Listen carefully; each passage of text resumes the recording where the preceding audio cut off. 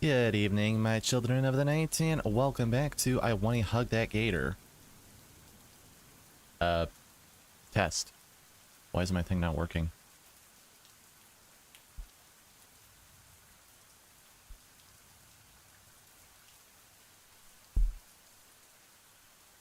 Test.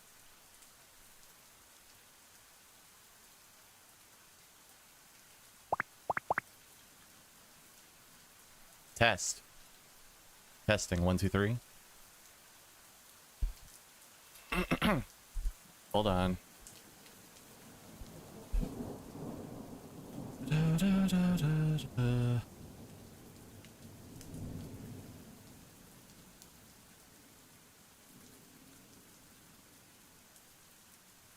Test. Testing, 1, 2, 3. Okay, there we go. Test. Testing, 1, 2, 3. Okay, who poked me?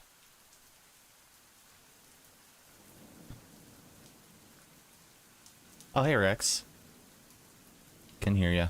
Yeah, I know. It's just my gums weren't flapping on my model. Okay. All right, gonna check the audio real quick. Make sure it's relatively synced.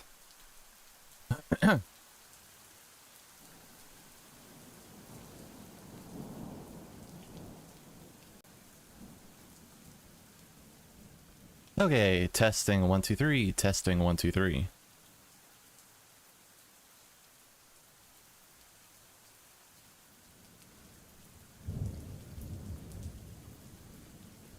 Testing 1, 2, 3. Testing 1, 2, 3. Okay, I'll just have to trust that it's good.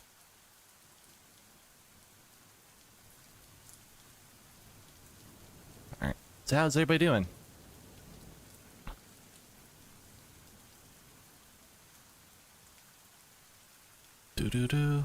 Also, happy birthday. Thank you. Appreciate it. 1 year closer to the end of my life.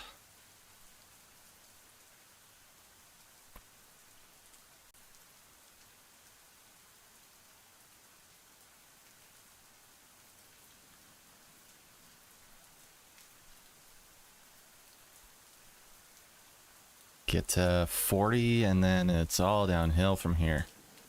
Alright. So I gotta catch everybody up on this, I guess. Where did we leave off?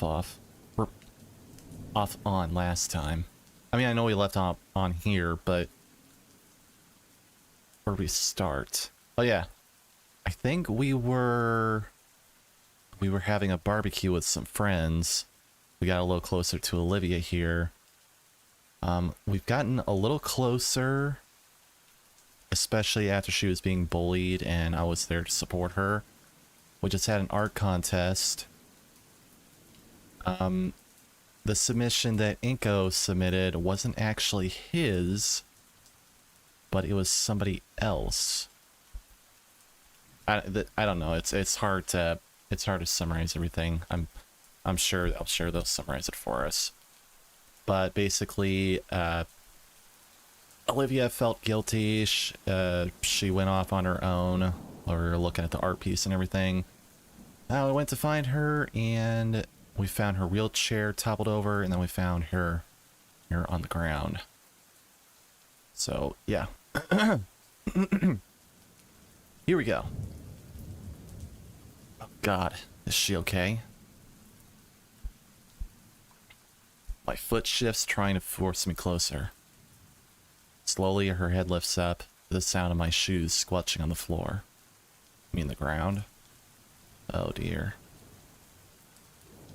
Inko? Her tear-stained eyes stare at me with a dead expression, and her voice sounds weak.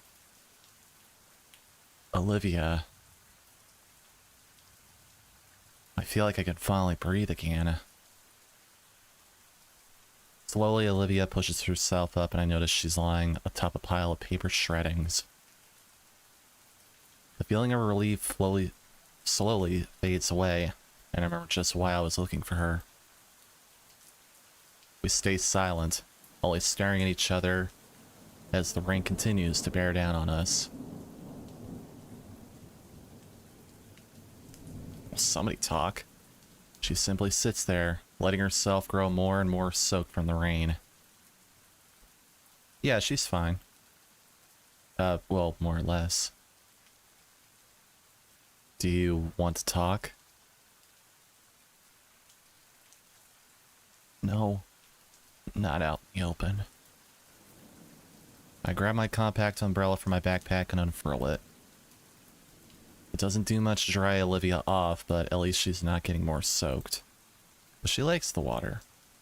The umbrella is placed between us and the elements, against the ledge, forming a personal canopy above us. Here. Now we're alone.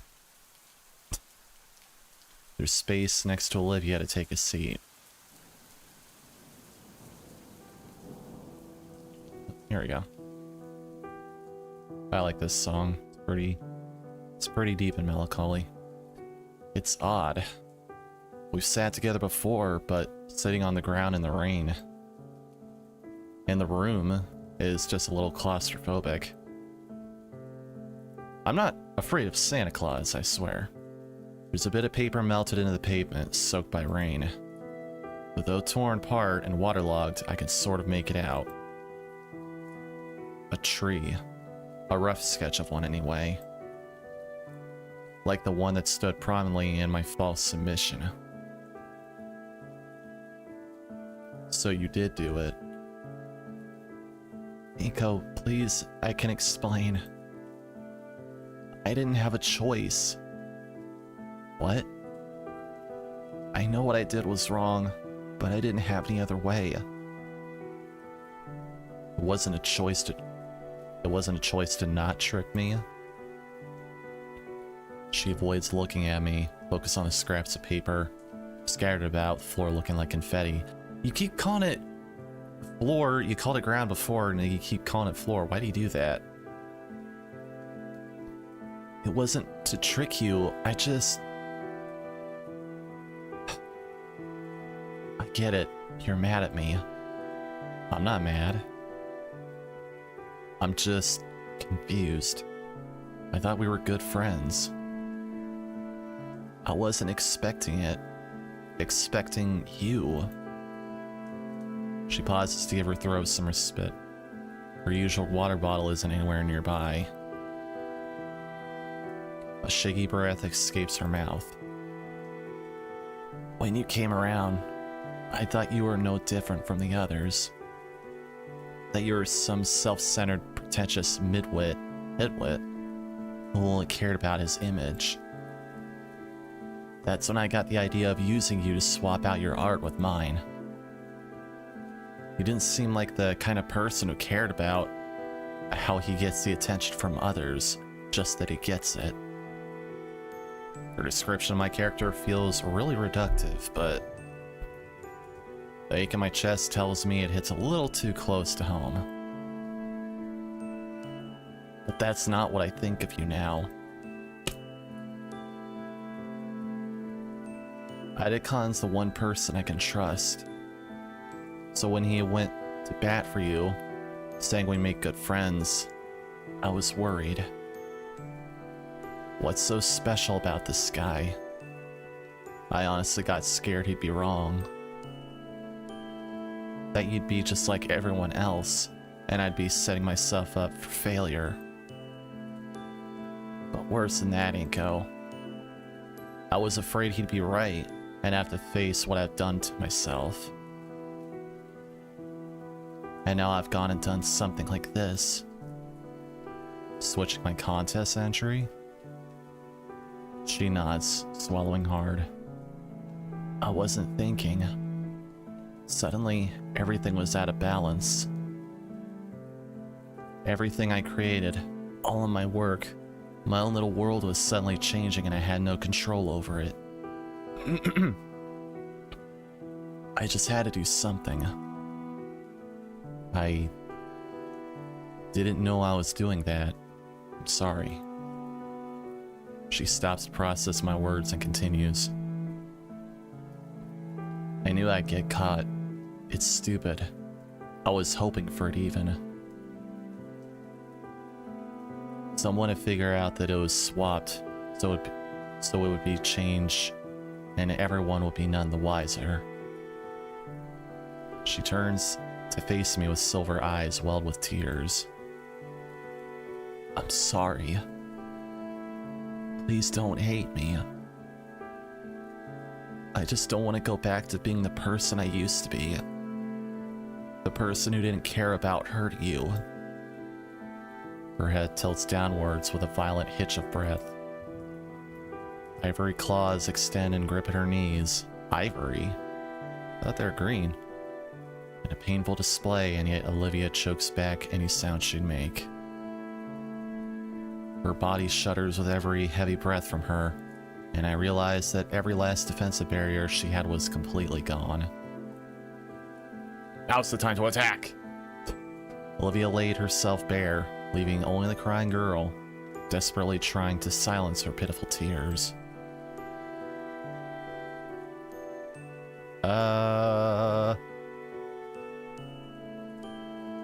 I'm pretty sure it's this one. Let me save just in case.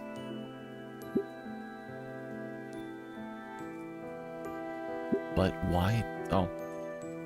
I'm gonna hate myself for thinking this, but she still hasn't really told me why she did it. I don't want to push the issue too hard, but if not now, when? I just want to know, why go through all the trouble? What were you trying to accomplish?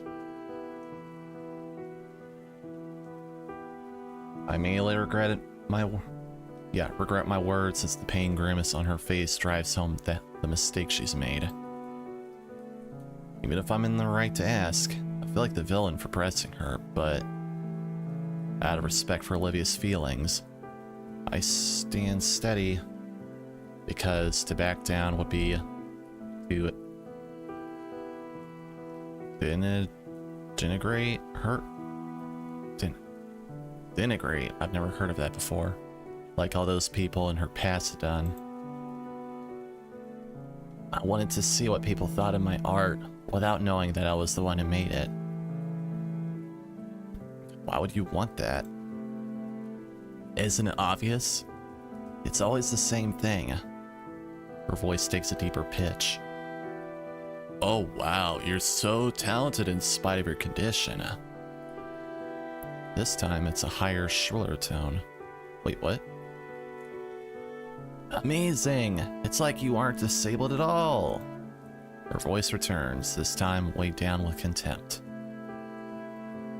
For all their kind words, it always came back to those empty platitudes. It never felt like they cared about me or my interests. It was always just the blind praise because I'm doomed to never measure up to the same level of expectations. The worst of it came when I found out I couldn't even fail on my own.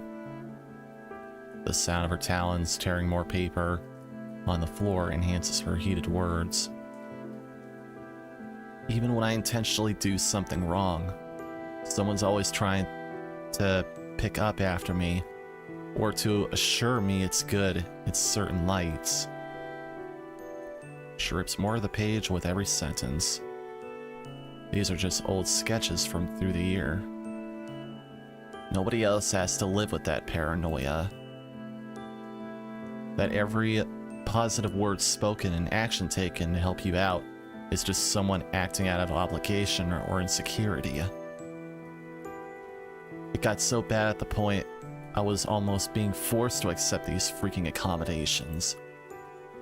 I just ended up... She drops what little remains of the pages unceremoniously, cutting everyone out. I'm never gonna come out on top, and I'm never gonna be allowed to fail.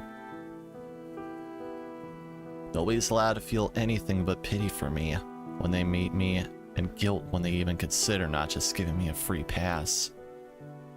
Nobody has any agency, and that's just how things are. The bell rings from a distance, signaling the end of lunch. Within my mind, I can vividly imagine the sounds of our classmates grumbling complaints as they shuffle to class. Instead, I chose to listen in the rain.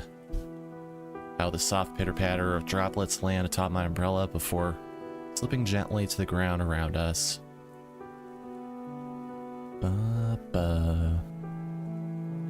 Okay. Internalizing the sound alongside the dimmer ambience, overall wetness has turned the tiny park I'm accustomed to into a near alien locale. I wondered to myself if this is why Olivia came out here. In a small way, all of her work seems to revolve around average places, but altered with unnatural and beautiful overlayings. Grading from the familiar and yet adding in the fantastical. I mean, a lot of artists do that. I look over to Olivia, who also seems to be lost in thought. That does sound pretty tough. You gonna be alright? No. Honestly. That's only the start of it, but I don't want to. No. You wanted to know, right? I want to tell someone. Anyone. Right now it's just Idacon. I'm sure he's sick of it. Alright. This crap even affects my family. You say that like you don't think they are. They aren't, though. I can't change that. She sighs. You're right. I should be a bit more grateful to them. But at the same time, it's... like, I know all too fucking well if I could just hang out at the Pines for as long as I need to after graduation. They're just too nice to not, and the arrangement with my actual father could probably last indefinitely. I could just detach from society and leech off of everyone around me forever, and it'll still just be pity and guilt. Well, you saw them at the pool party. They love you. I know, and I hate it. And I want to love them back, but I just can't. Not now. I've already wasted so much. Who am I to suddenly turn around in my last year?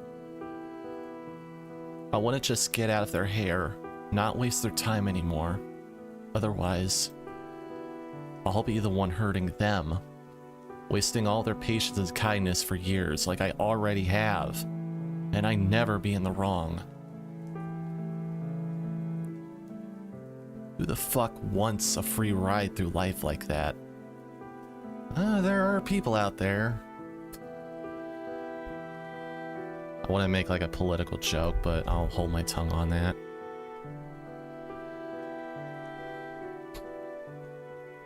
And that's all I have waiting for me, realistically. Damn it, why am I even telling you all this? Because I asked? Olivia clutches her throat. Her voice has gotten strained and weak. It hurts to speak at all, but she's just been letting it all out. Hell, what am I doing just watching? I'm such an idiot. I rummage through the inside of my backpack until... Aha! Here it is. Pulling out a water bottle, I offer to her. She eyes it on the ground indifferently, then goes to drink it. The whole bottle is finished in one go, and she drops it into the growing pile of trash. Thanks. I give a silent nod. I mean, all nods are silent. She looks off in the distance again, picking up her train of thought. That's why I had to do it. I had to know if I was really good at something for once. Really genuinely good. No false praise, no parasocial relations where I'm verbally filleted, or everyone else can just feel better about can feel better for it. I had to know my art was real. That I could be something for real. That I have a real way out. Idacon assures me all the time it's good enough. Fuck, why didn't I listen to him? He probably knows everything by now anyways. He usually does. Honestly, taking all this in at once is challenging to digest, to say the least. Yeah, it is. You said you expected to get caught. Yeah, I said I wanted to be. I wasn't even sure other people would see it. If you got caught fast enough and switched it back, thinking it was a bug. What crap? Then you started getting all this praise out of nowhere. Yeah, I did. Seems a bit too sad in retrospect. Yeah, around then it really settled in just how badly I messed up. I tried to get you to notice it by showing me the submission yourself. Then you just go off to the office to get it changed. Nobody would get hurt, end of story. But of course you still had your own saved.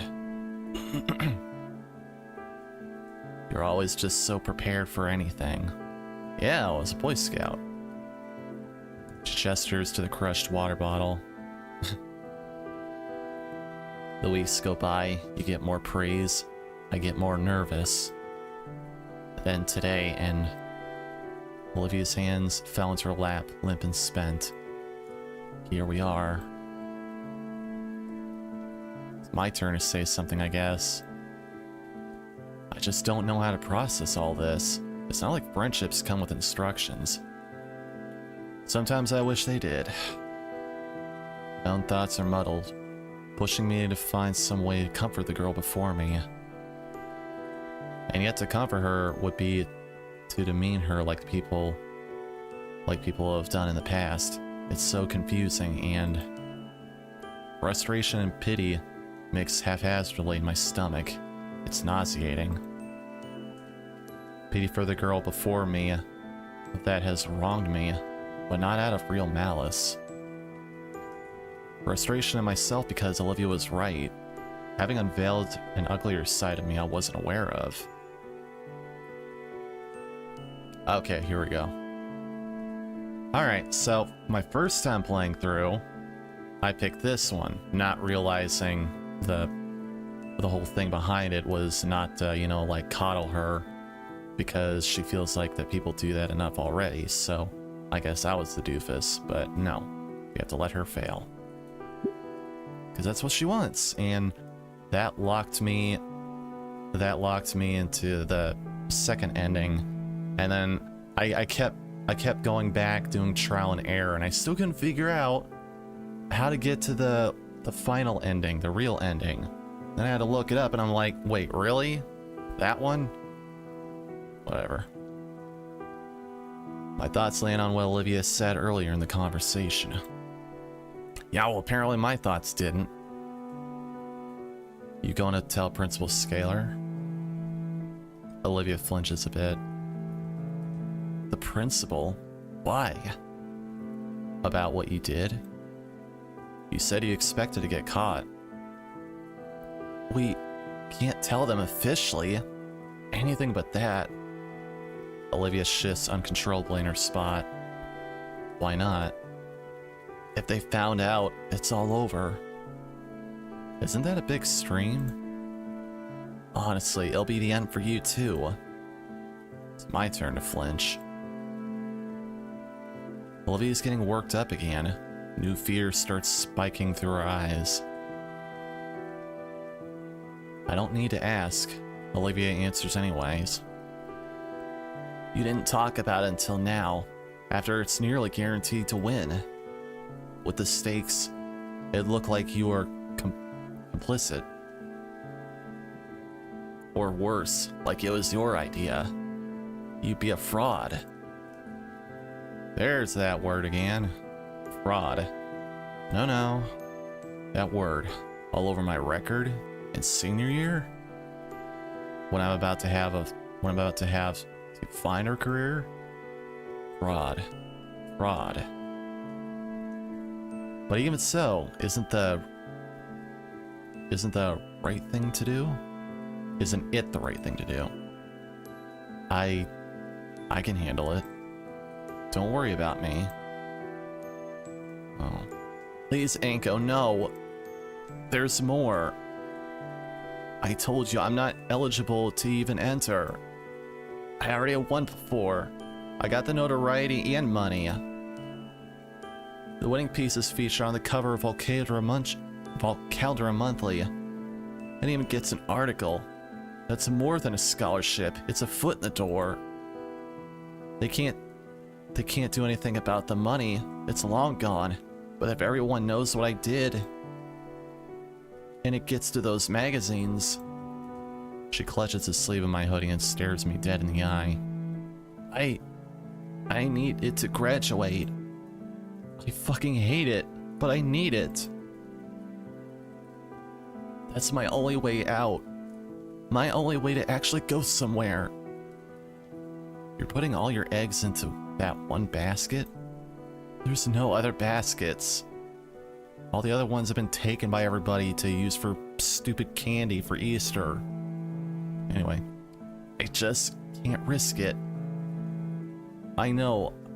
I just carried on about why does nobody let me fail, but this, it's serious.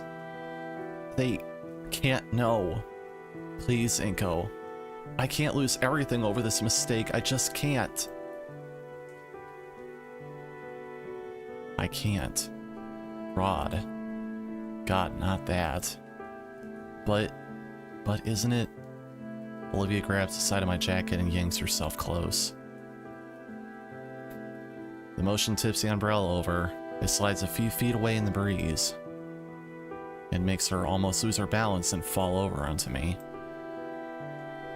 Her breathing is erratic. Inko, listen to me. Please, I can't lose this. I can't be doomed to be nothing. This is all I have. You can't go to someone about this. I'm begging you. She's tugging me more towards the ground, close at her. My jacket's starting to tear. Damn it. I can feel her anxiety by how her hands are quivering with fear as they grip tightly at my coat. It's my fault, okay? Not yours. You don't need to make it your problem. Please. Okay. Nobody else has to know. It'll have to be our little secret. Olivia exhales and lets go. All at once, she slumps down. I have to hold out my arms to stop myself from falling too. Olivia ends up slumped over my lap sideways. Hot. Hey, you okay? No. I'm really not. The Gator girl tries to push herself up from my lap. Her attempt only ended up with her twisting on my legs and turning her face and chest upward. She must be really exhausted, as even her attempt to blow her wet hair from her face is unsuccessful. God damn it. Is this what it's all come to? I got away with it too. Fuck, I'm just like Ben. I would have gotten away with it too, if it weren't for you and them damn school teenagers. High schoolers. Hell. You have the energy to get up? Not yet. Olivia? What's wrong with Ben? How are you like him? She excels hard. And all his fault. All of it. If not for him, I wouldn't be this thing. Some worthless heap, unable to do anything, with nothing and nobody. None of this would have happened. This sounds like something I shouldn't be prying into. You don't need to tell me. I mean, she got this far. Yeah, I don't. But I did this to you. I should be honest. Can you get off my legs first? I'm starting to lose feeling. Come on, dude. You too. Fine. Can you help me up at least? I take Olivia's shoulder and help her back in her sitting position by me. There we go. She just leans back against my shoulder. Sorry. Been a long day. I guess it's fine for now. Where do I even start? That Ben. I don't even remember how we became friends. But we definitely hung out a lot in my last year of middle school.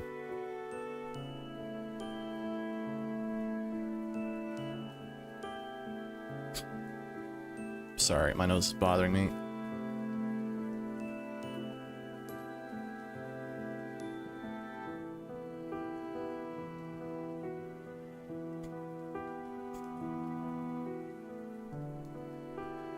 Damn it, nose, stop bothering me.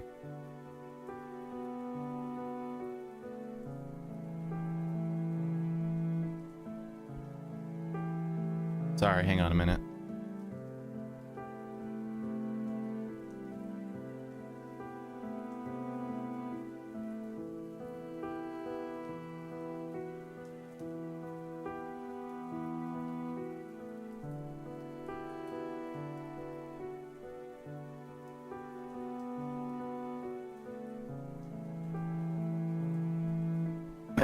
Okay, back. He didn't care that I was in the chair. Didn't treat me any different. He was cool. What's the issue then? Olivia bops my chin. Ow! Bops my chin with her skull.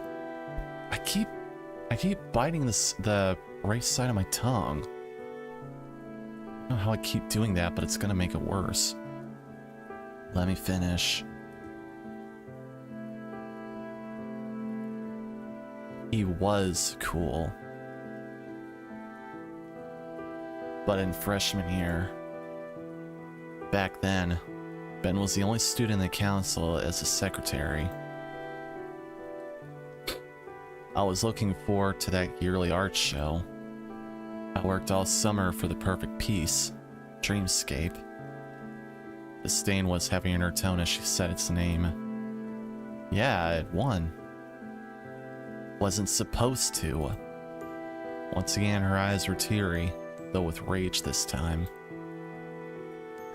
My mouth clicked shut as she glared at me. Her eyes closed and her tone was once again sorrowful. Ben started advertising himself as my friend, like it was some part of his own personality. The sigh that escapes her carries years of her repressed anger. Even his friends started doing it too. Like being around me was an act of charity that made them better. He eventually told me straight up. I'll give him that. Her voice shifted again, but this time instead of a voice to lampoon someone, it was an eerie Fasimal? Ben, what?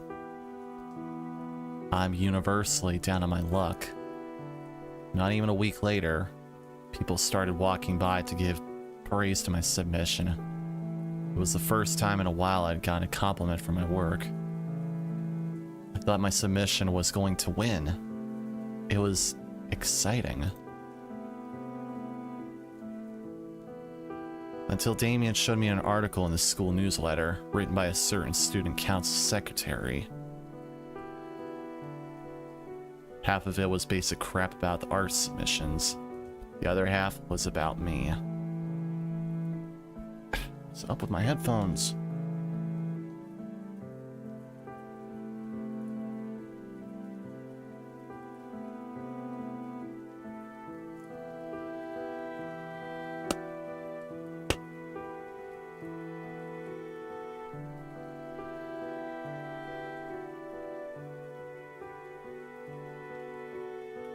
Hold on a minute.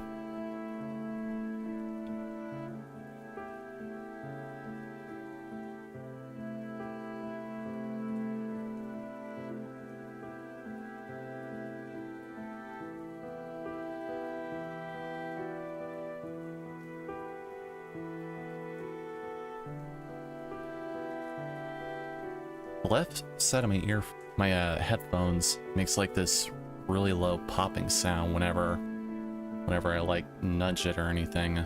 It's kind of annoying. Occasionally when I'm talking it'll do that because like my jaw will move it. I hope it's not going down because I've experienced something like this before with my Beats. When I had my Beats anyway. Bennett, oh yeah. Wait, did I? Bennett written the longest statement about the talented poor girl in the wheelchair and practically worshipped me for my determination. Surprise, surprise, it wins by a landslide. Even when my piece won, all I can remember was that feeling of just being handed a victory as charity. My whole summer, all that effort just overshadowed, and for what? A safety net that I didn't earn.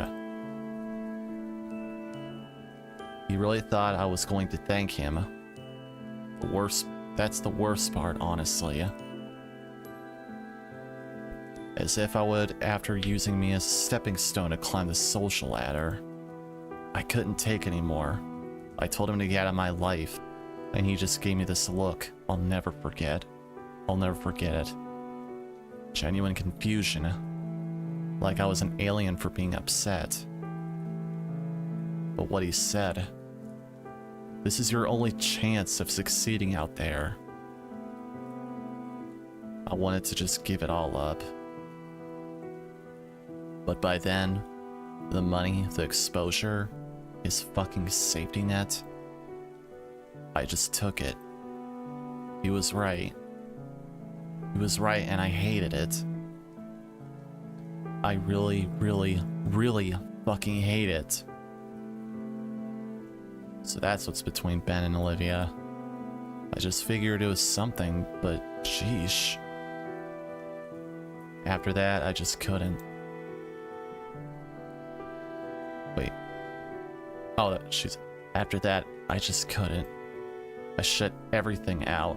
Everyone out. Everyone was fake. Everyone didn't want to know me. Just what I exist as. Even my own family. Hell, it's all his fault. All of it. Well, what? That's it. That's the truth. I just want to graduate and get away from here. From him. He ruined my life. Because of him, I'm not Olivia. I'm Olivia, the poor, sad cripple. That title is forever fixed to my name. Come on, that's not true. You're right, it's not. You're Olivia. No, that's also not it. I'm not Olivia. I'm God's funniest joke. Oh boy. I kind of feel like that sometimes. like I'm a walking punchline most of the time.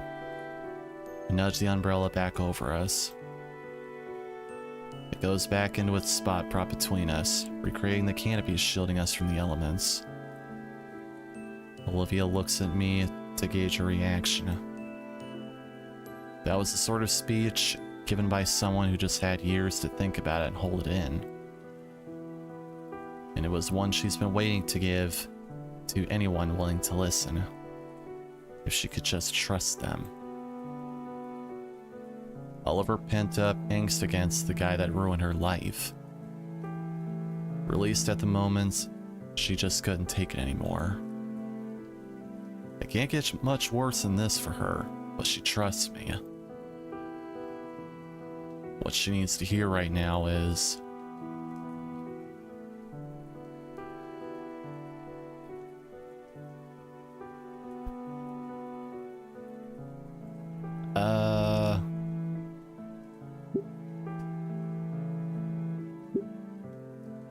I think it's this one?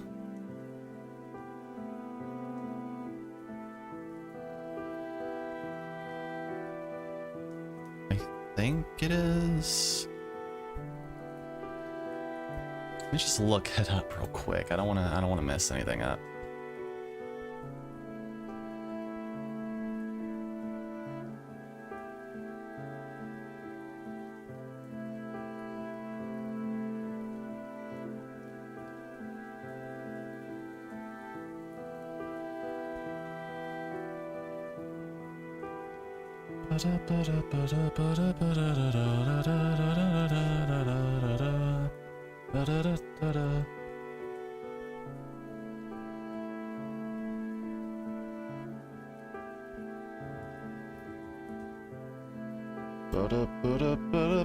I'm definitely not cheating. I mean, it's technically not cheating. I did this before.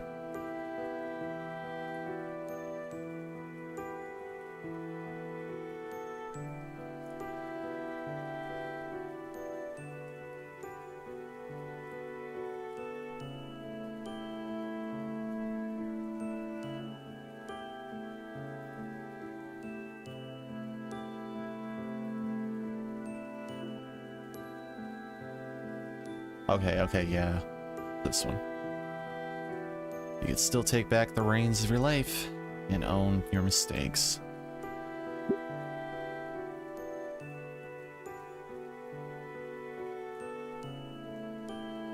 Okay. You doing good out there, chat? Everybody doing good? I take my sunglasses off and lean forward, placing a hand on her shoulder. Oh, the glasses are coming off.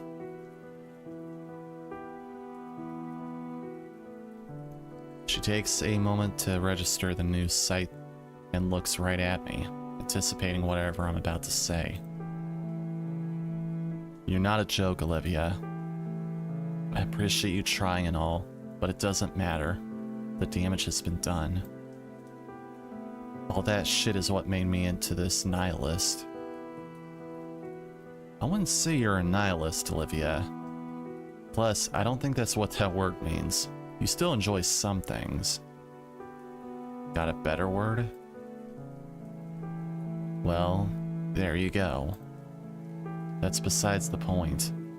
Ben did something terrible, but he didn't take your agency. Are you saying that I ruined my own life? Is that it? Annoyance bubbles up within me as she argues back. She wanted to get caught in the act. Yet Olivia looks at me as if I just spat in her face. Just what the hell are you getting at, Inko? What am I getting at? The fact that you can't keep using Ben's shitty choices as a crutch. Her breath catches. You need to take responsibility for your own life, who you are and what you want to be. My words catch Olivia off guard, and they kept coming unbidden now. You say that you're a nihilist, yet you draw these amazing pieces that reflect these realistic fantasy worlds.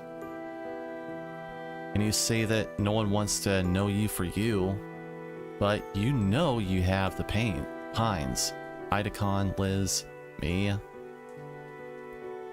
I'm pretty sure that's Pines. Pains or Pines. I don't know. I'm pretty sure it's Pines.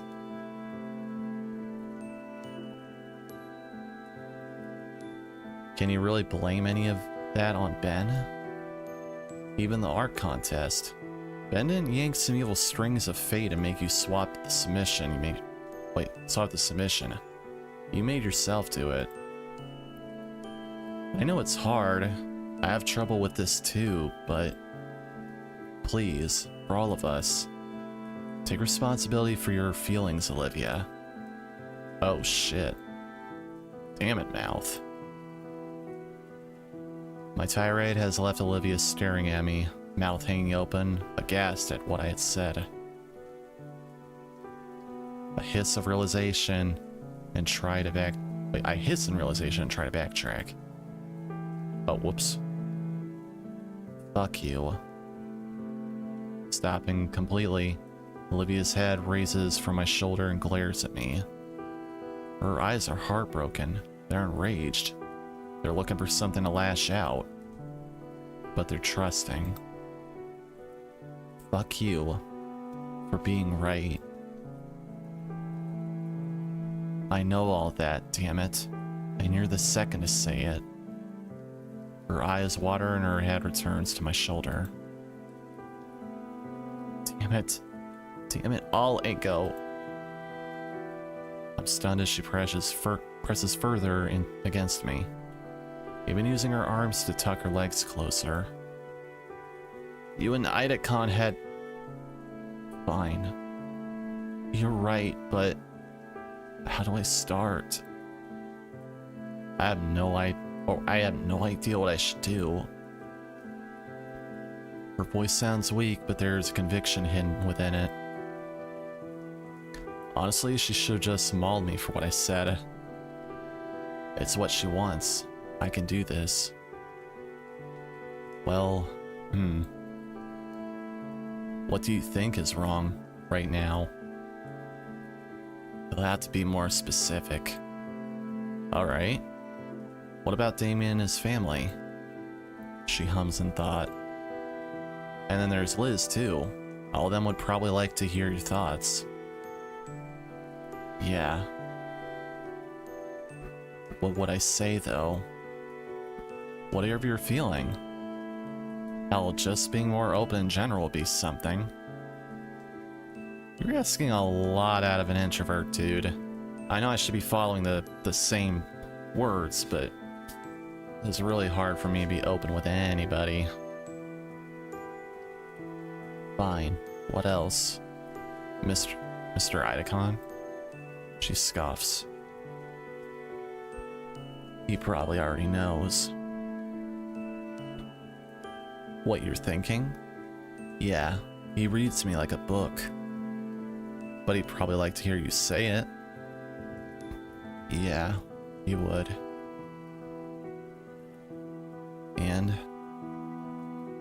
And me too. You got your turn. You told me just now, but I'd like to hear more about you. You're my friend. Alright. Starting now. I can feel her rumbling growl before she sighs. Sorry, Inko. For all this shit that I put you through since you just got here. For being a really shitty friend. For you having to put up with me. I chose to be your friend, Olivia, so don't apologize for that. Olivia looks up at me through the corner of her eye. Ben can't take your agency, and you can't take mine.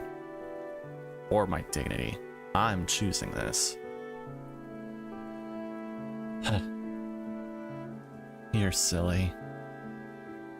Her words are strained and not from lack of water. The regret in her voice was raw. along with the honesty. Thanks. And I forgive you. Once again, silence. I fumble with my sunglasses, debating whether I should bother with them, given the rain.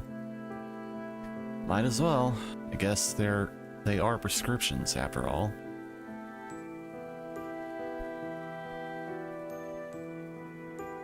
We just lay back, listening to the patter of the rain against our little tent. Just her and I, secluded from the world that's done so much to crush her.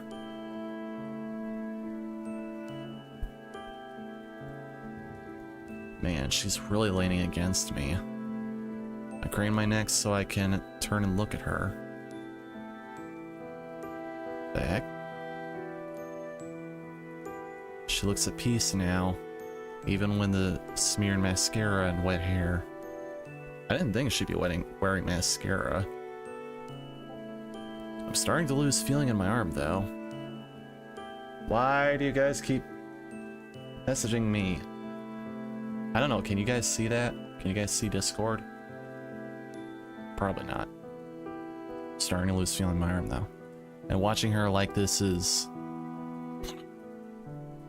Was that a snore? I guess she would be pretty tired. It's been a long day for both of us. Even if it's only 4th period. Did I do alright? Things turned out pretty okay, but I'm anxious. The best I can do is be there for her. Hold on.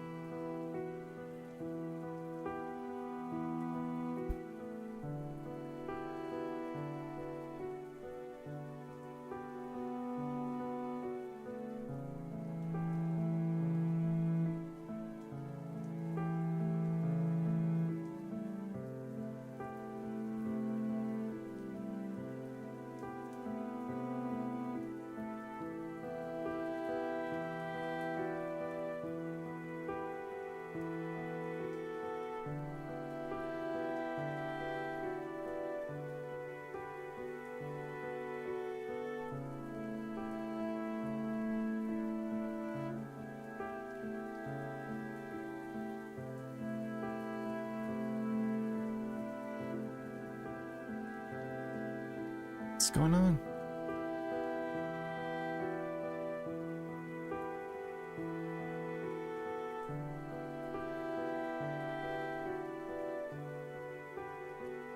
I have no idea. Okay, anyway. The best I can do is be there for her. In this case, it's letting her have my shoulder for a bit. Pressed up against me. My eyes slide closed and I try to lose myself in the pitter-patter of the rainfall. Oh. Oh my god. Olivia jerks herself up and starts coughing into her fist. Fuck. How long? About 5 minutes, probably. Jeez. Sorry. You know, I remember when you got onto me for just sitting near you back at the party. Shut up. Looks like you're improving a bit. Olivia bonks the umbrella, making a splash a bit onto me. Hey! Anyway. Olivia stretches her arms. Things go quiet again. Olivia finally breaks the silence. I know you say you forgive me and all, but I still feel like shit for putting you through all this.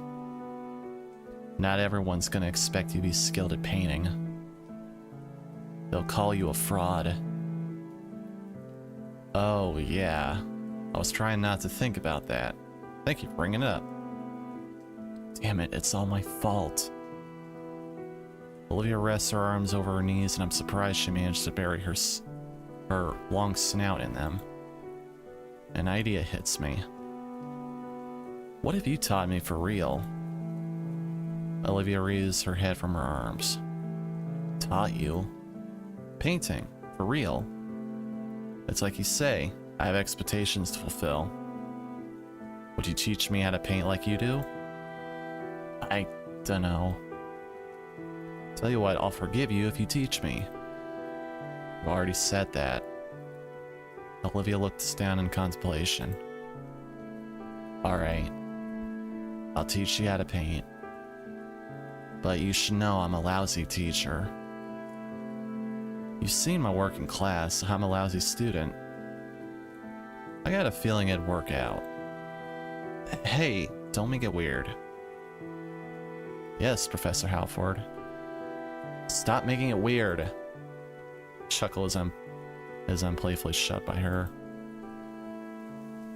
After that, after everything she said and done, things became quiet. Beneath the solace of my umbrella, we relaxed together.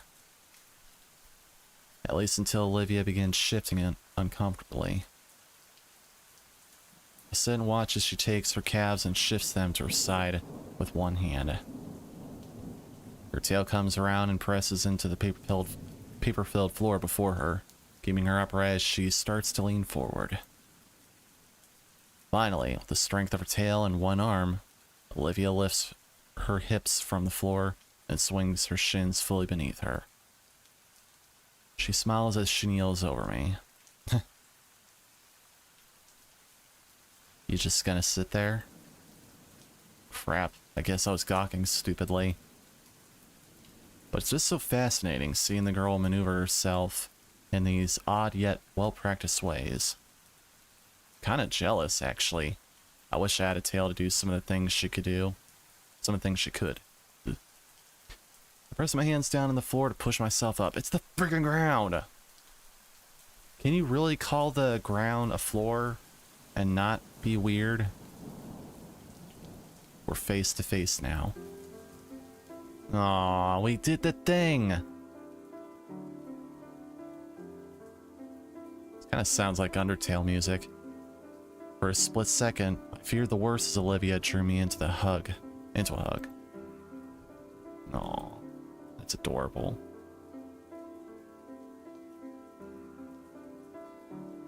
I don't know what she would do, but this is hot.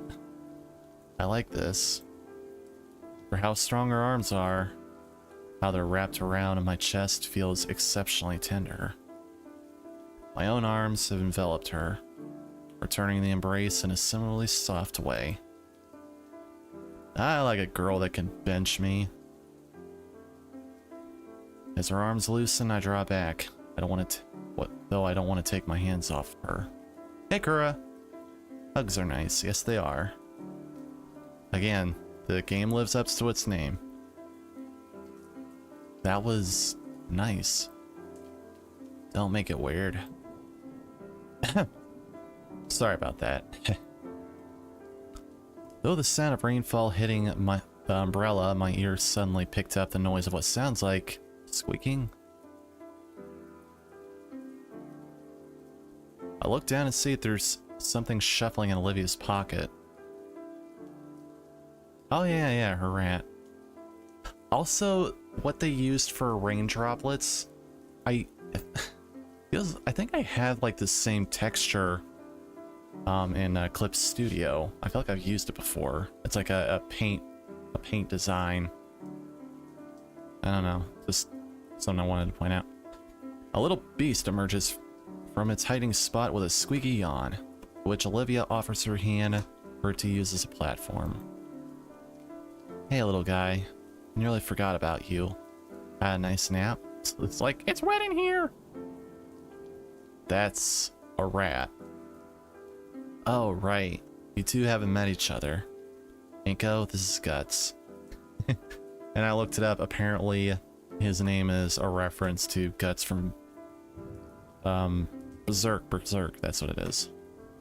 Essentially, he's like a total weeb. Total weeaboo.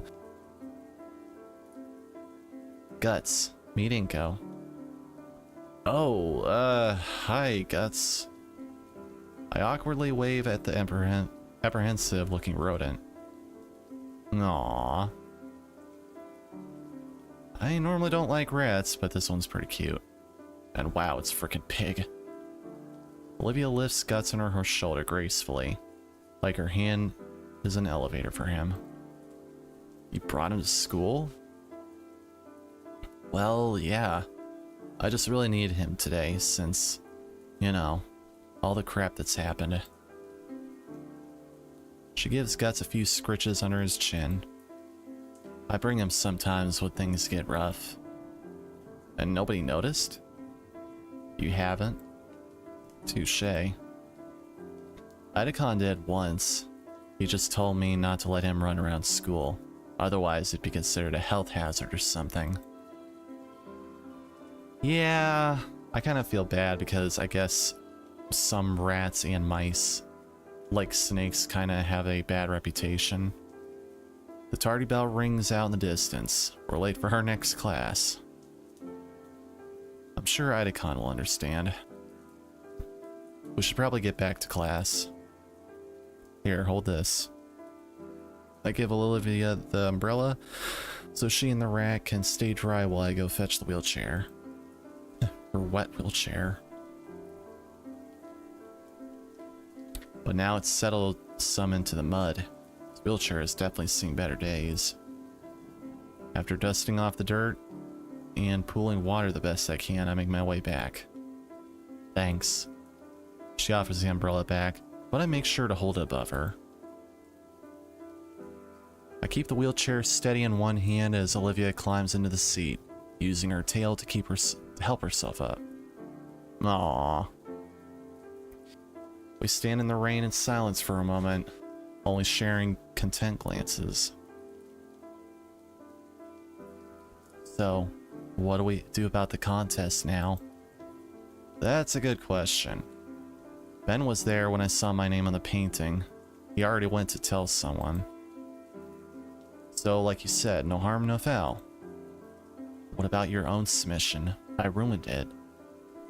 I scratched the back of my head. You wouldn't have won anyway. It's just a picture. Oh. I thought it was pretty okay. Hearing those words from Olivia sends a strange flash of heat to my face. It's not unpleasant, but again, those honest words from her really do cut through me for some reason. How are you doing, Kura? Thanks. A loud squeak draws my eyes to Guts as he stands atop Olivia's shoulder. You too? A wry smile stretches across Olivia's face. Working. Oh. Well, hopefully, you like my storytelling. And it's free, you won't need Audacity. A wry smile stretches across Olivia's face. Actually, they should make this like a novel for Audacity. No, not Audacity, what is it? Audible, that's what it is. Audacity is a music program. We're not real for, you know what I mean, it's for audio, an audio program. That I like audio and stuff. I use that a lot, actually. I used it in all the videos that I made. A wry smile stretches across Olivia's face. I think it means Gus is saying it's actually so-so. Hey! Cut him some slack, Guts. Nico didn't have any time to make anything for the contest. He's got some high standards. Yep, it's why I've gotten so good. The sheer absurdity of it. I don't know which of us broke first, but our laughter fills the air, heard only by us as the rain cuts off all of the noise. So, now what? Believe it or not, mandatory overtime. Oh shit. Next 6 days will be jam-packed. What store are you being a security guard for again? I don't know. I don't want to go yet. Still pretty worn out. Worn out? A smile crosses my face as a wicked idea comes to mind. Well, too bad. What? I walk around behind Olivia, grinning like a mad idiot. Inko, what are you doing? Inko! Inko! Her head tries to follow me as I stand behind the chair. I figured that pushing your chair around is really tiring, so how about I help you out? Olivia blushes and looks away. Fine, but just for today. Returning to the campus was certainly awkward. Passersby shoot us looks. It's not the most common scene to see a girl in a wheelchair just roll on in the sopping wet and trekking mud in. More likely, though, it was because said girl had taken using to my umbrella to hide herself from those looks. She was already extremely red in the face. It was a conundrum. Wait, it was a conundrum. Drop the umbrella and let people see her. Or keep it up and draw more attention. I shall name it the Nito theorem. She's gonna kill me if I ever attempt to publish it. But making our way back to Olivia's current class, she simply shook her still concealed head. I didn't really have much of a choice. From all that I knew of the girl, her last classes were all in the upper levels. And she was in possession of the elevator key. And I was in possession of the weakest knees here in St. Hammond. At least according to Coach Sully. So I wheeled her to my current photography class. On the way over, she keeps bending her head back to peek at me. Peekaboo. Like she's making sure I'm still there. Aw. Okay. Alright. I'm gonna take a seat. Put my desk down, because my back hurts. And I'm gonna have to learn to stand on my 2 feet soon enough, because I'm gonna be working long, not really long shifts, but hopefully if this works out, I will be getting a job this week, so.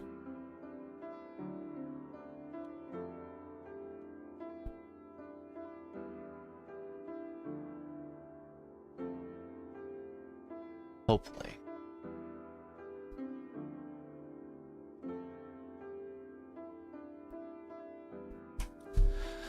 Alright, I need a drink. Hang on. Let's take a little bit of a breather. That was a long one. Took like an hour and a half to get through that. Wow.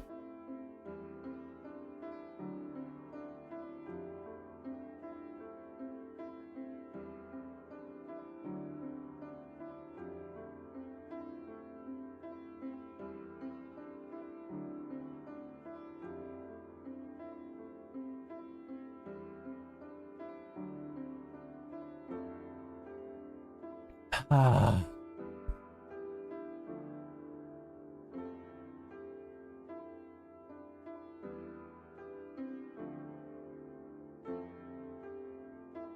I have both tea and water today. I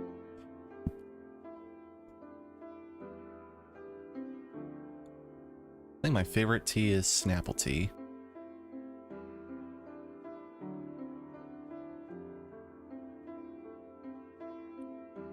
I'm still bummed out that Snapple got rid of the element drinks again. They just brought them back, but now they're gone. Real shame because I was enjoying the rain one a lot. Knocking on his closed doors, the Pterosaur professor didn't even bat an eye at the poorly hidden girl. It's hot in here.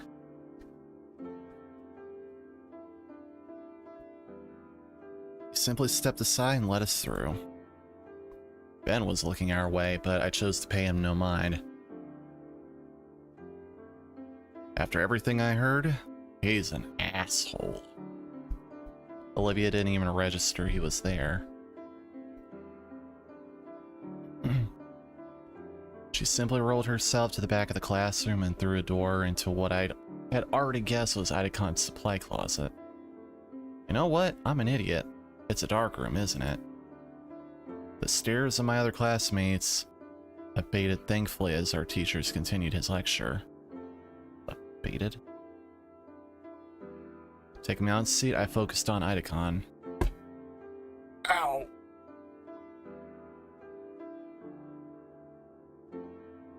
I hit myself. I focus on Idacon. As much as I could, at least, my muddled thoughts kept me distracted the whole period. Just before the bell rings, Idacon stares me dead in the eyes. He points to a stern finger. Oh, he points a stern finger. Directly at me, and then to the floor to signal, "You, stay." Oh, noes.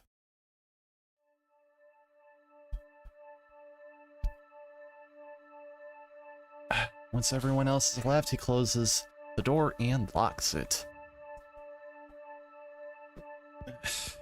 Situate myself.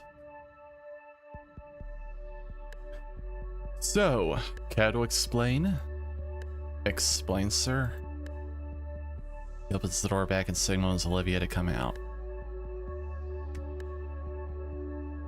The mud that drenched clothes, the declaration of sanctuary. Oh, damn it. The mud, the drenched clothes, the declaration of sanctuary. I was having a bad day. She's looking a bit better. Still drained, but she's not shivering. Rat sits in her lap, and Idacon extends a finger down to scratch under his chin. Aw. I can see that. He takes a seat against a nearby desk and waves a hand for Olivia to go on. When she doesn't, he shifts his hand to me.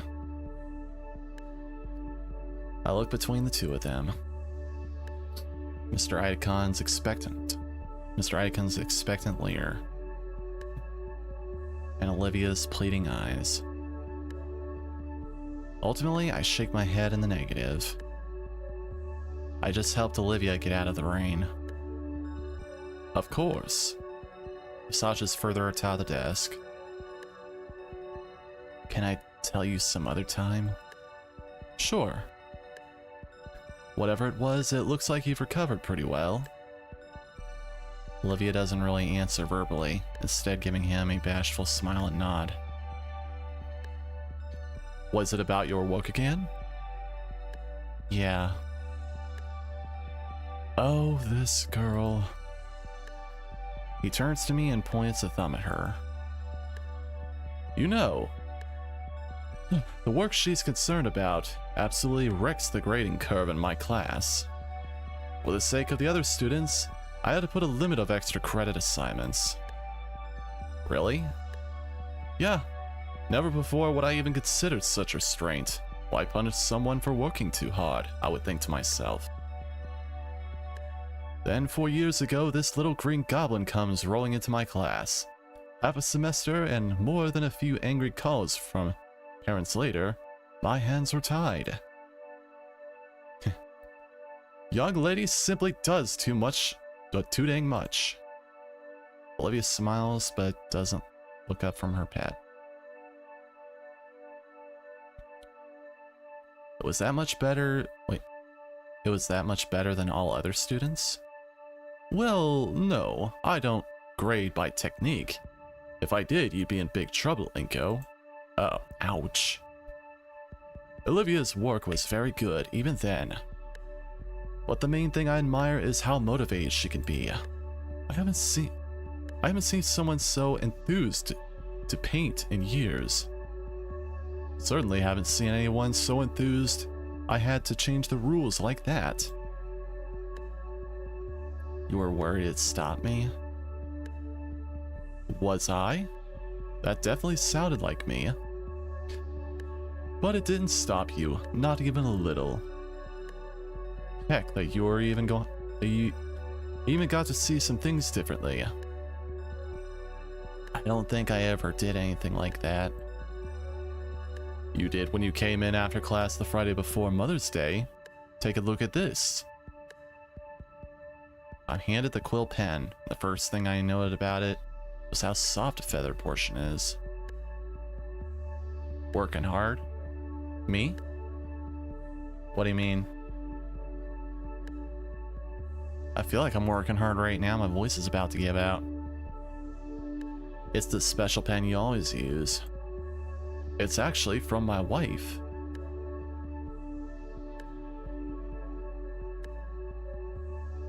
What?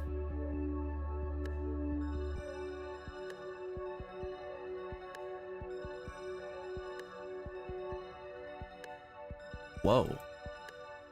Inspecting it closer, I can now see more of the intricate details.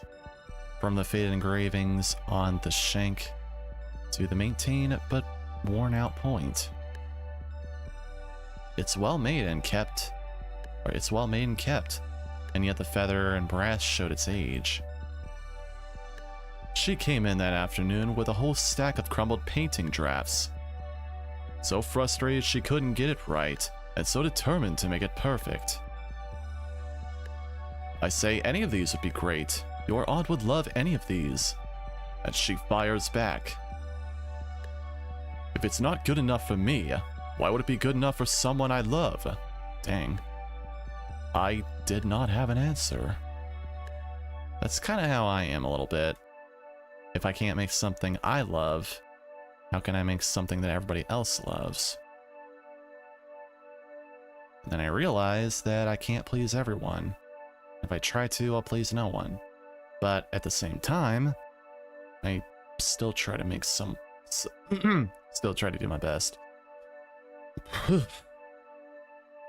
So I tell her to take a step back. We take a few hours to go over fundamentals once more. I send her home to try getting it right over the next weekend. And come Monday, she returns and hugs me first thing. That Friday night though, what she said was on my mind. I talked about it all night with my wife. Then that morning I decided to make change for myself. My wife was molting at the time, so there was always a new feather or three in our blankets each morning.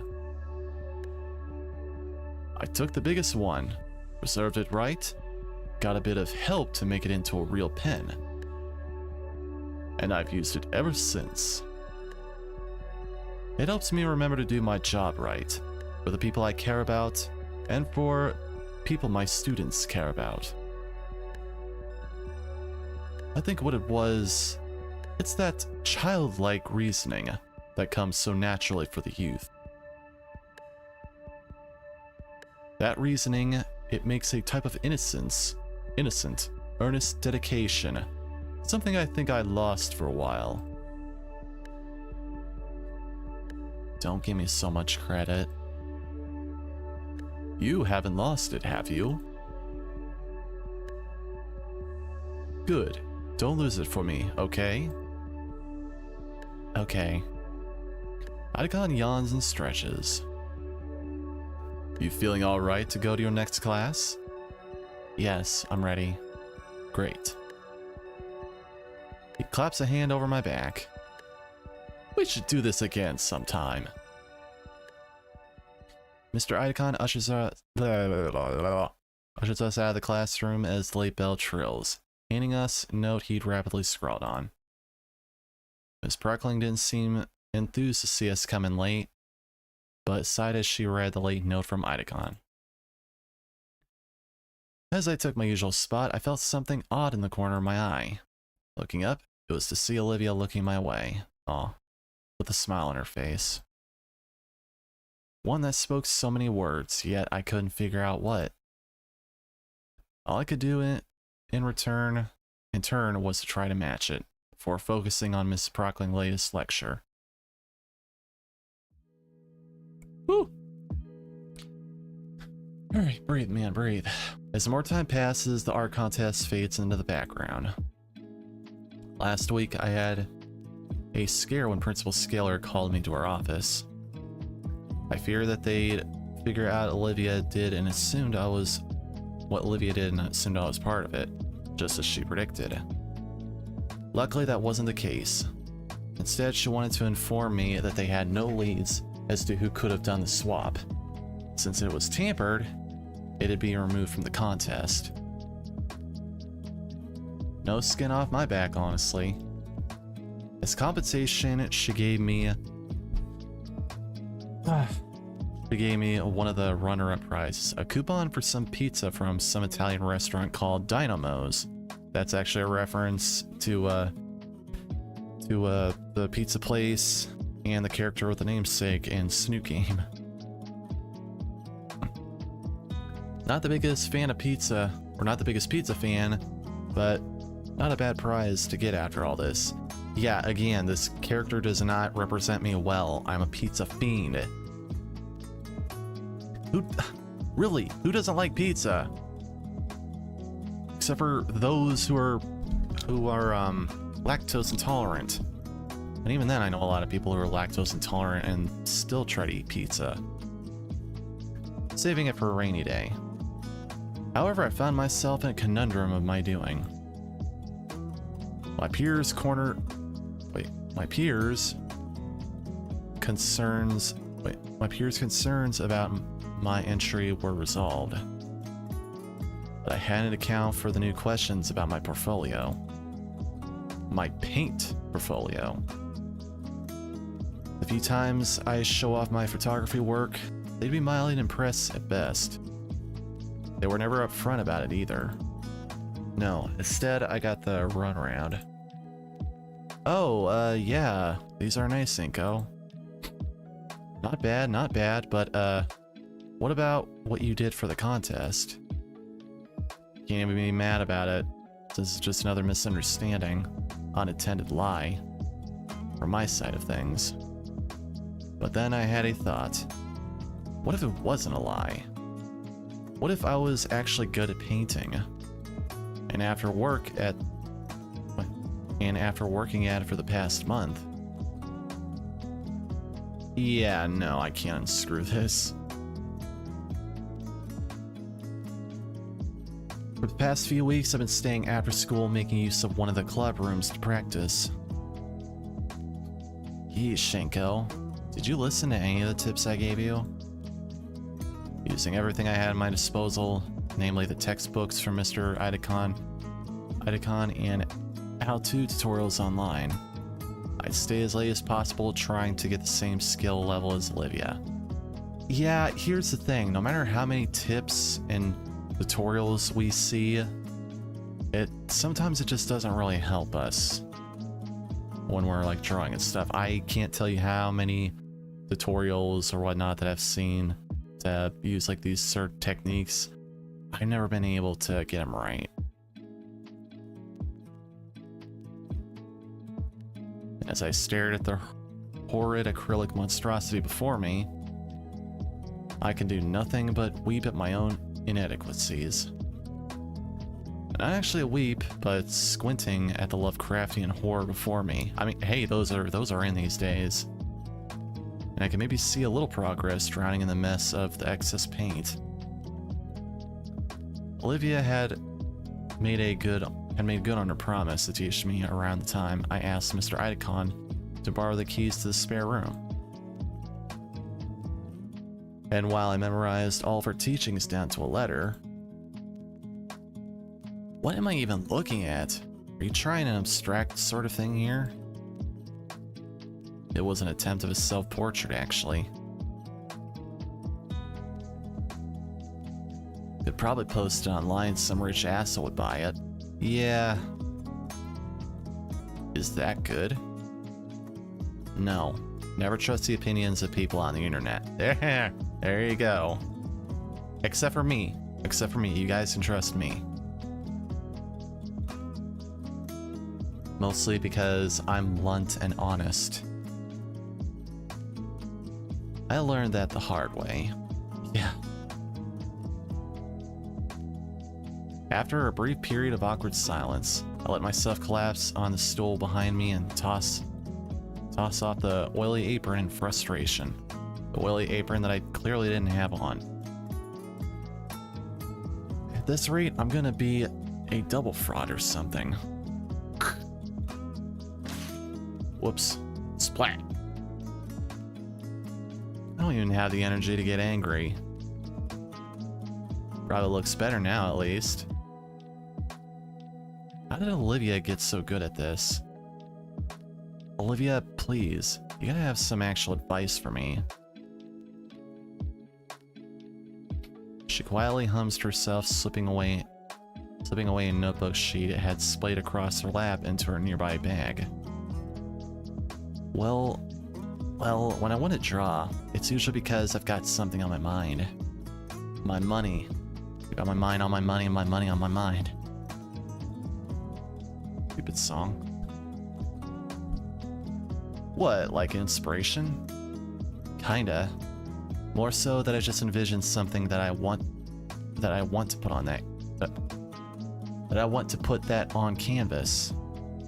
Also, that is something that's very hard to do. It's always hard to get whatever's on my mind onto a freaking canvas. Even when with digital stuff, and you have all this resource, it's still tough. Shit! That actually got me a little bit. The door of the studio flies open and Damien quickly storms inside.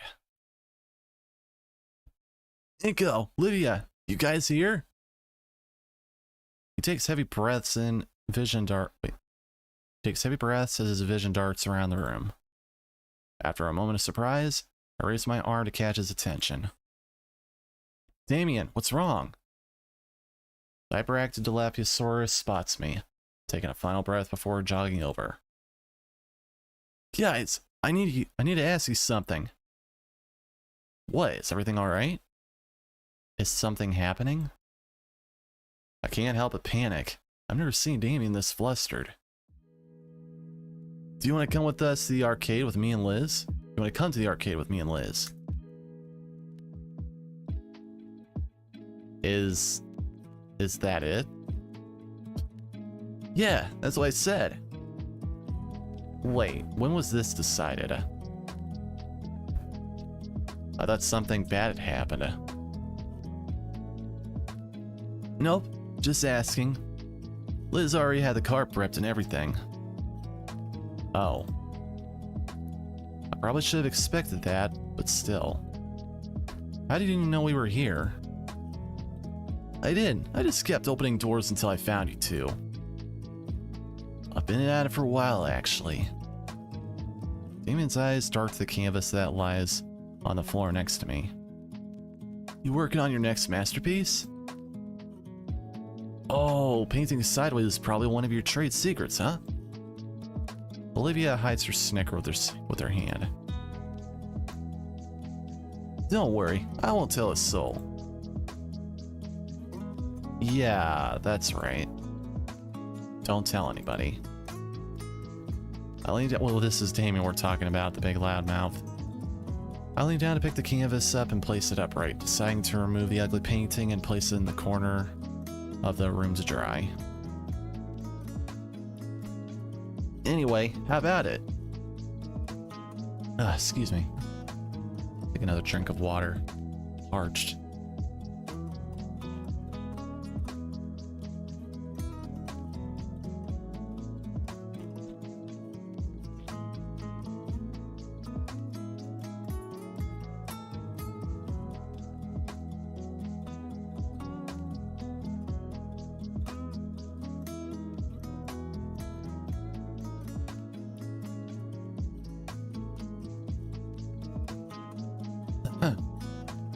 To the arcade.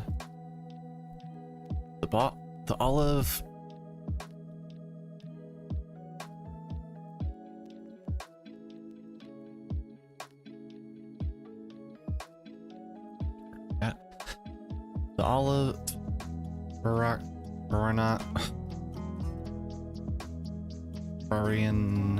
Baryonyx fidgets.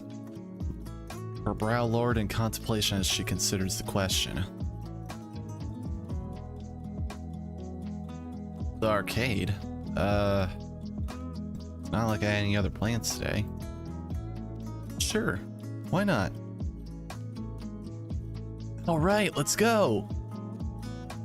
Wait,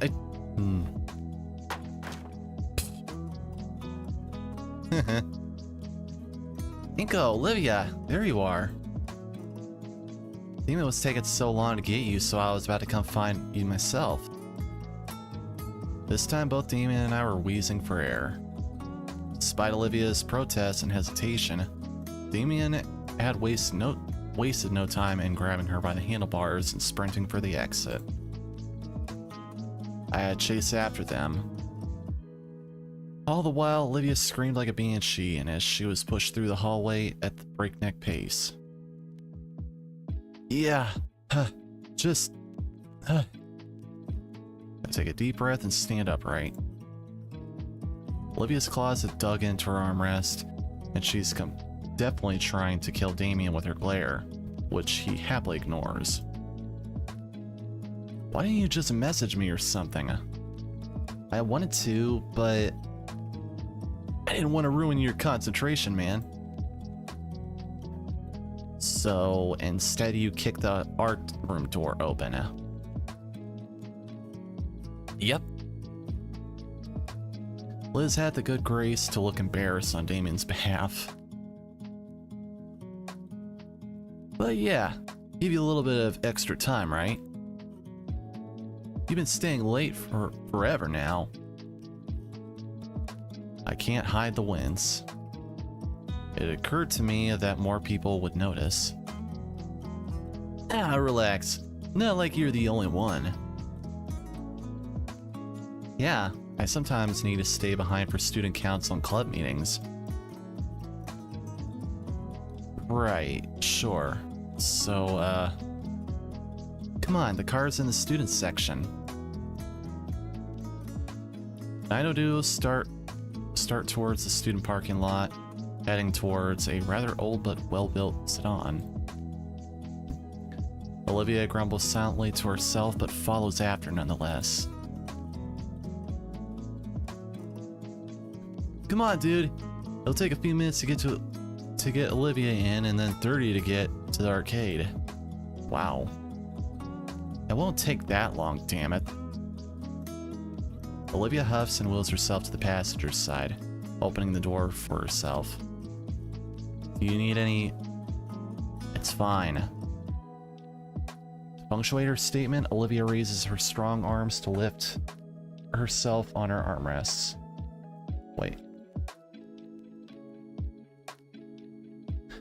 Then, with more grace than I thought possible from Olivia, from the all-skilled girl, she manages to flop down into the passenger seat. I stare at the abandoned car, wondering where to put it. I've got room in the trunk, Inko. Clunk. The trunk lid pops up with a heavy thunk. Punctuate that. I mean, yeah, you just did it. Takes me more than I'd like to admit to figure out how to undo the locks to actually collapse the chair. But once it's done, I'm able to slide it into the spacious storage area easily. Damien had already hopped through the window of the front of the passenger seat by the time I'm done, as if he'd practiced the maneuver. Click, click, click. I simply open the door behind Liz's seat and watch as a pile of soda cans empty into the pavement below. Ah, sorry, those are from this morning. I just toss them back into the seat when I'm done. Surprised Liz doesn't make you use a bag. I do. Damien pulls up an overflowing plastic bag as if it were a trophy. Why haven't you tossed all those bottles away already? Out already. I'm saving them for a project about recycling. Plus, I'm also going to use a couple of them for sculpture. Saves me a bit of trouble going out and finding aluminum. And I get to drink as much soda as I want. I don't really say anything as Damien scoops out the rest of the cans from the floor by the car. Good lord. And puts them in a new bag, which he then stuffs into the car's trunk before giving me and Olivia's a thumbs up. Alright, dudes. We're good to go. I nod and slink into the semi-clean seat. My hand searches for the buckle of the seatbelt and brushes against something warm and soft. There's a tiny gas next to me, and the comfortable mystery in my hand is yanked away. Oh. Huh? I look to Olivia, her hand held to her chest. Her green face has a scarlet tinge, and her mirror-shade eyes glare holes through my head. You okay? The Emerald Scale Girl turns her maw for me. I stifle a mystery chuckle at that. The warmth on my palm fades, however, and leaves my hand feeling lost. Okay, all the safety checks are done. Yeah, it's gotta suck driving like that, though. Liz gets in the driver's seat and grips the steering wheel. Outside, she's craning her neck to check on the mirrors and tires. Wait, Liz drives with her head sticking out the window? Liz pokes her head in. What's that? Her neck snakes inside and coils around the hook in the middle of the car. Jeez. Oh, around a hook. Oh, that's what's up there on the top. That's interesting. Still gotta suck driving like that. Then with practice motion, her neck continually coils till her head sits at the top of the neck. Neck roll. As if no different from someone putting on shoes. Kind of looks like a giant scaled covered scarf. There's even still enough space for her to see the windows and check behind her. Inko? It wasn't anything important. Alright. But, the city, right? I'd actually been wanting to see it a bit more up close for Idacon's sake. You know how much gas money it burned through to take a detour around here? Good, because neither do I. Let's do it. Hey, what? No! I barely have enough as is. The view on the way... Oh, the view on the way is fine. I'm looking forward to it as well. You sure? Yeah, I'll point out some stuff I remember along the way. And we can play Punch Buggy. You're my tour guide now? Don't make me change my mind. Glad that's settled. Everyone's buckled in, right?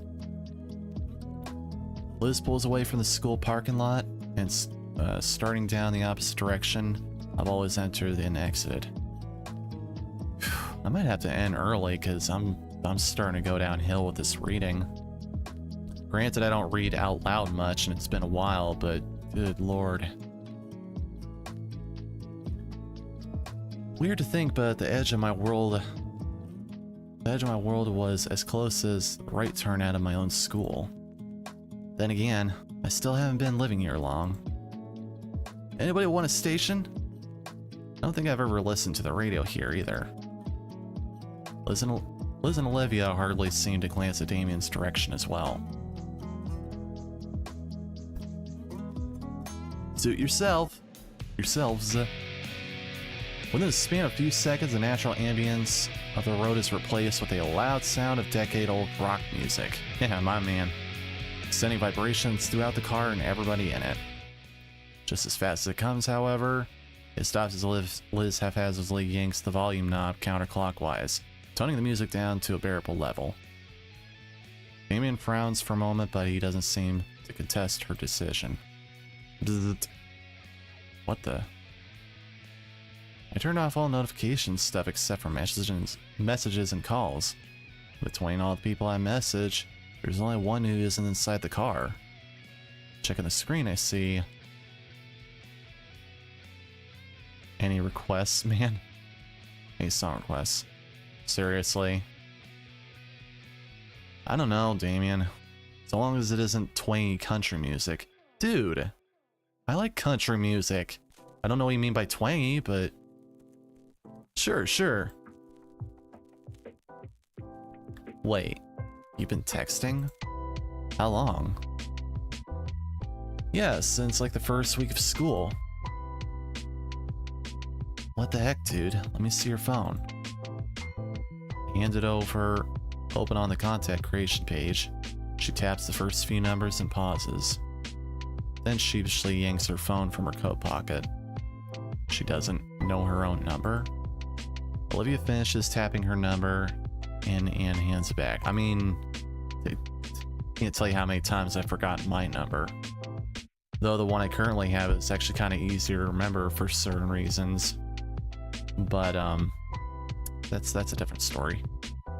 She's entered herself as Live Long. Huh. Sounds vaguely oriental. Bzzzt. Test. Yep, got it. Bzzzt.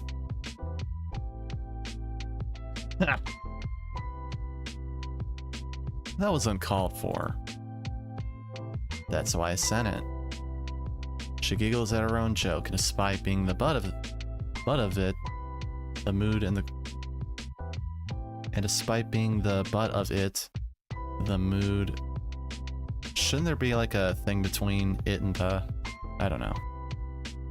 The mood in the car is too high to hold against her. I was never good with spelling either, so... Yeah. Before long, the dense forestry starts giving way to more urban developments. More and more decorative palm trees start dotting the paths as well. The silhouette of the city gets closer, and we approach one of those spaghetti junctions leading up to it. The result of decades of poor infrastructures, decisions, multi-million-dollar projects promising to fix all the traffic if they just built one more overpass. Olivia's paying close attention to her phone. She scrolls lazily through some forum. So funny. Oh, nothing. Hey, Lizard Lounge. Oh boy, you're still browsing that, Olivia? Yeah? What is it? Don't tell him. It's this weird exclusionary chat room. They only allow dinosaur women. Men, and rather specifically human men, are banned. Oh no. Huh? Racial segregation, exactly. Olivia showed it to me once. The people on it are really weird. Humans are banned? You weren't supposed to tell him. It's the last safe house for us on the internet. I think there's probably better places for that online for you to associate with. Tell me about the racial segregation. It's not that.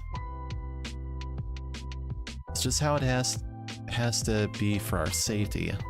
Some dino girl can be doing anything at all. There's always at least 3 guys in the comments saying she looks like... Don't say it! They also really bring down the quality of the site. Look, it's explained in the rules that humans have 1/5 the attention span of dinos. So, that's bullshit. What makes you guys so much more patient? Liz groans while Olivia shows me her phone. The graph is blurred to hell, and I can't make out most of the text. I don't know how I feel about all this. What's not to get, Anko? Think about it. You're in history class. It sucks, so you just remember, wait a second, I'm human, and stop listening. I wish I could do that. According to Lady Hitler here, you can. It's just a funny group of women like me. Lay off, let me have it. You don't really believe that stuff, though, do you? Not really. It's just the rules of the place, alright? Okay. Olivia sticks the phone back in her pocket with a huff.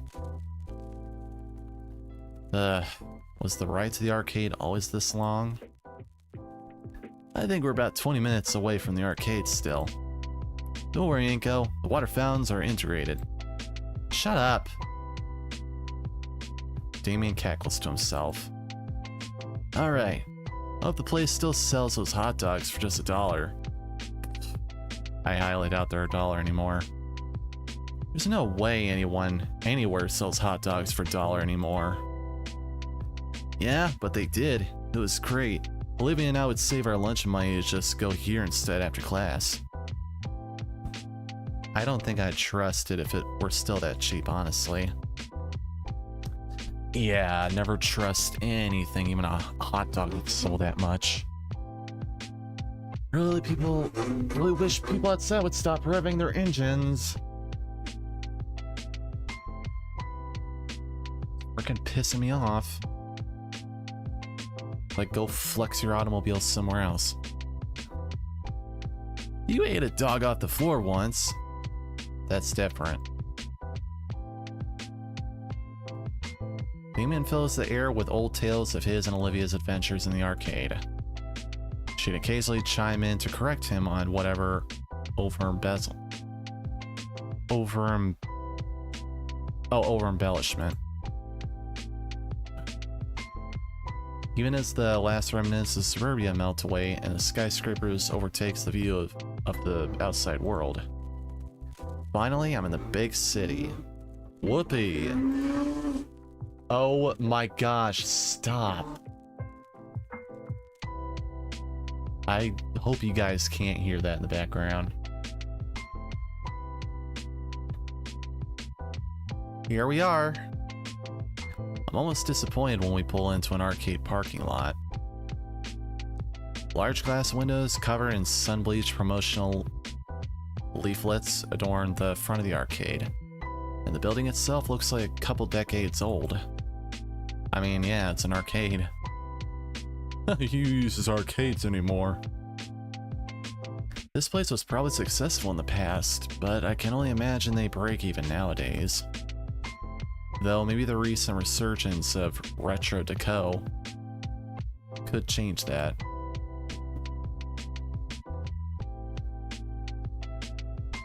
I can show you more on the return trip. Come on. Guess you must have seen my brief hesitation, or hesitance. Liz unlocks the trunk and I hop in to get Olivia's chair. Boom. As I attempt to heave the thing out of Liz's trunk, it takes considerably more effort than I'd like to admit. Now, how do I unfold this blasted thing? Oh, whoops. I checked to make sure that all my fingers were intact. I could see Olivia snickering through the passenger window. Inko-san, you have much to learn. Observe. Olivia makes sure the brakes are held and heaves herself into one motion. The chair is forced open by momentum, along with a loud crack. She gracefully rolls by me, tongue stuck out in a smug victory over my ineptitude. Ready? Sweet! Damien hurries us inside, and I can tell he's the most excited to be here out of anybody. Dang. I'd really like to go back to an arcade.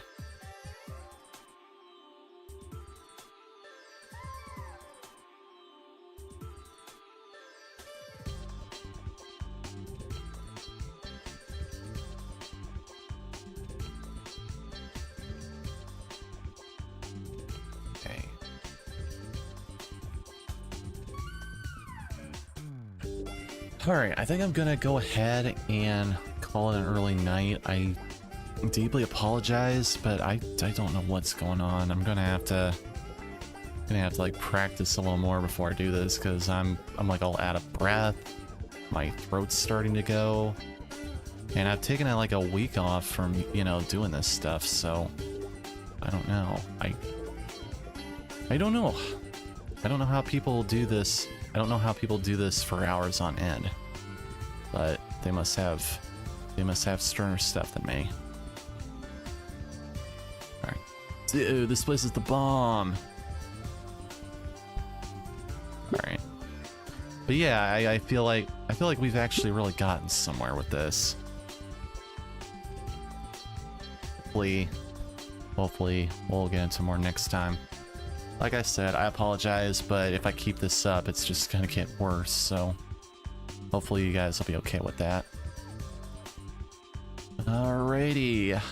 Hope you guys enjoyed this. If you guys did, please take a nice big bite out of that follow button. I don't know what I'll stream tomorrow, but it should be good. I don't know if I'll continue Twilight Princess or if I'll just go to something completely new, or I might just, you know, pick up another game. Because there are lots of games that I still have to complete. Let's see, there's that, there's Yakuza, or Yakuza, that's how it's actually pronounced. Let's see, what else did I have? Looking through all my games. I still have old games that I haven't finished yet, like Oblivion. Skyrim I kept restarting. I don't know why I have not finished Skyrim ever. I really do need to get back to that. I guess it's just it's such a big game and there's so many things you can do in it. And like the Breath of the Wild series, I'm always finding myself like goofing off and doing other things. So I really have to, I don't know. I still have Red Dead 2, but I can't remember where I left off, and I gotta kind of play catch up because the data on my PS4 never carried over to my PS5, so that's gone, and I gotta do all that over again. But I also have this game on PC, so maybe it's still. I think I streamed this on PC. Maybe it's still saved to the spot. We'll see. I still got Elden Ring. I'm frankly hesitant to go back to that.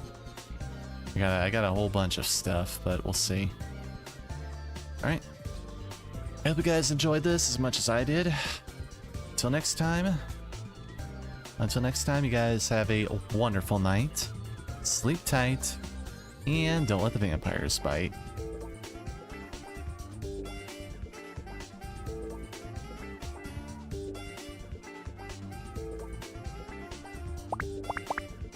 Ah.